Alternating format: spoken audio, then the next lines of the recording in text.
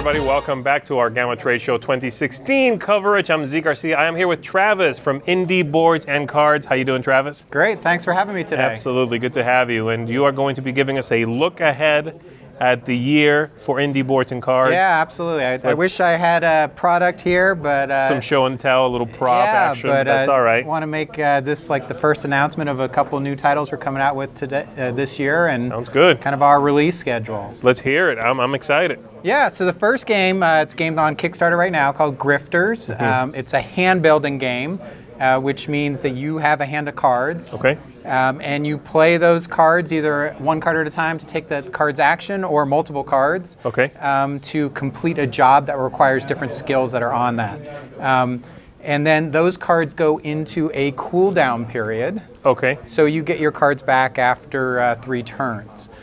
So it's called, we are calling it hand building, which is deck building without the deck, and you have all your cards, and it allows you to have the strategy of determining when you play your cards, how best to combo your cards, the order to play them in, and how to pair them up to complete the jobs that give you extra end game bonuses.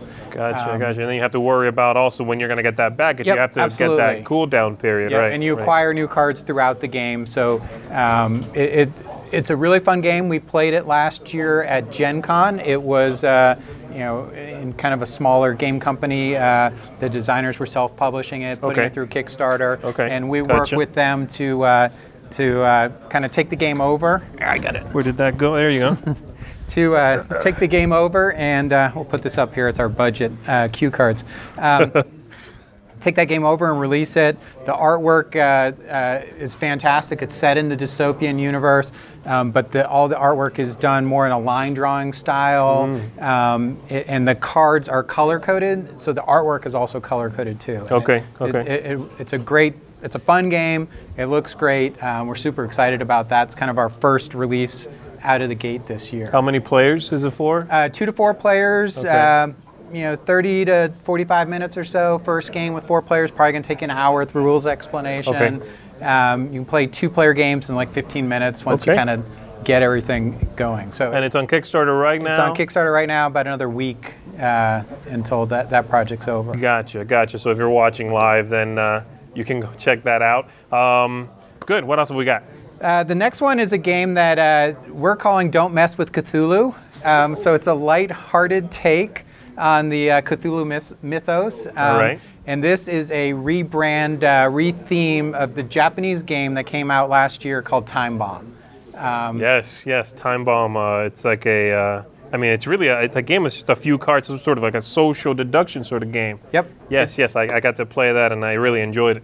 Yeah, it's a super fun game. It's sold out in Essen, I think 400 copies, sold out, pre-orders. Really good feedback. I had a number of designers and friends that said, this is a game that fits exactly into what Indie Boards and Cards is famous for. So we're super excited about releasing that. We're making it a approachable theme. The artwork, I think Tom may have tweeted out a picture he took of a presentation we just did. The artwork is light, friendly version of the Cthulhu mythos. I think it's a game that anyone can play. It's super simple, but there's a whole level of mind games playing within it. And that's really how the game plays out. So we're super excited about that's our first kind of Japanese release game. And it fits well into that kind of minimalistic, but a lot of fun type of game. Sounds great, excellent. So we're, that one, again, all these games we're looking at Gen Con release dates, and we'll price, all of them will be available on Kickstarter at some point with special versions. And that one, for Don't Mess with Cthulhu, we've got a lot of really neat promos that we've got ideas that we're going to bake into the Kickstarter kind of version of it. I see. So again, you're spreading out the Kickstarters over the year. Not sure quite when this is going to be on Kickstarter yet. It'll probably be in a couple weeks, like 2-3 weeks. Just staggering them every few weeks or so. All of them, kind of all the artwork's done for most of these. We're getting them, ready, and have them at Gen Con and to backers and that kind of that period. Okay, sounds good. What else have we got? So we got another game that we picked up at Essen called Baby Blues. Okay. This is a kind of fun take that type of game.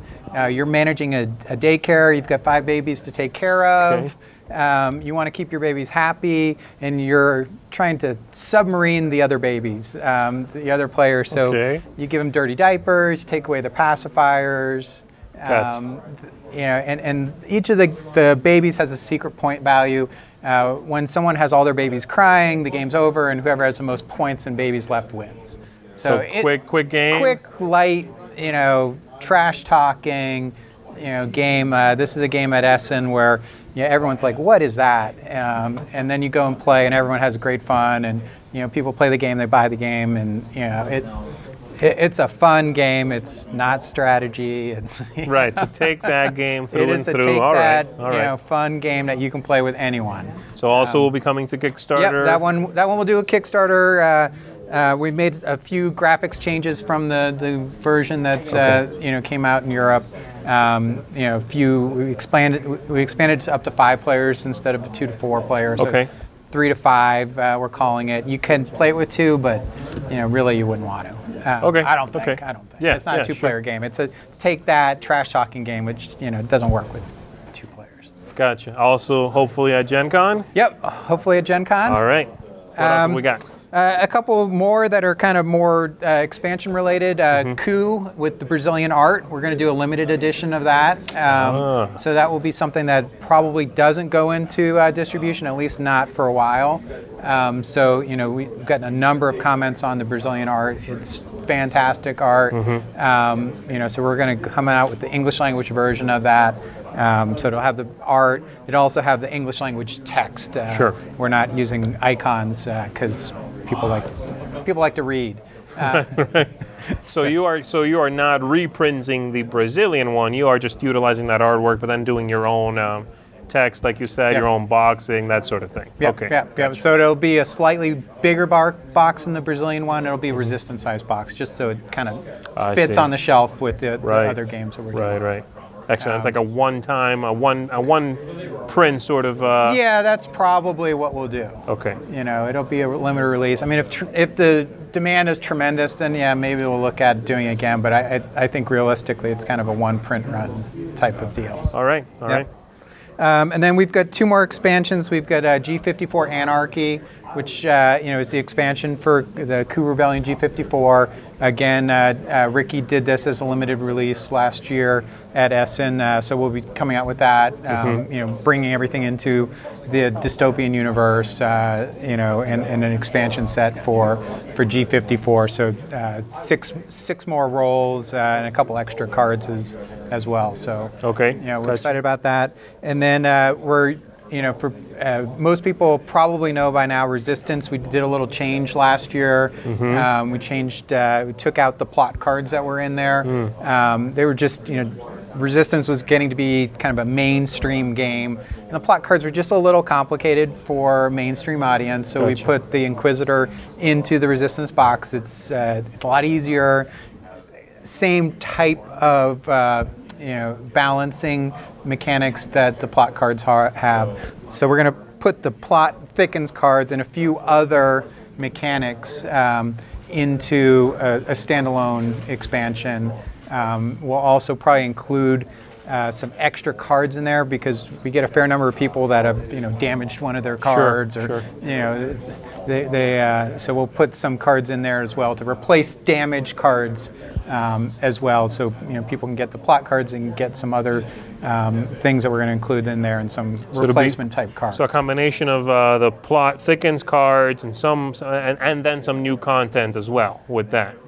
Or are you just repackaging older little expansions? Yeah, it'll probably include some of the promos we did in past Kickstarters. Okay, but there is some new content in there as well? There is some new content, but for people that have kind of kept up with all the Kickstarter editions, there won't be any new gameplay content there. So, we don't want people to have to buy something where they already have a fair amount of the content. Right, okay. So if you support it or played Resistance from the early days, you'll have the plot thickens cards, you'll have the promos from a previous Kickstarter, and this will allow people to catch up.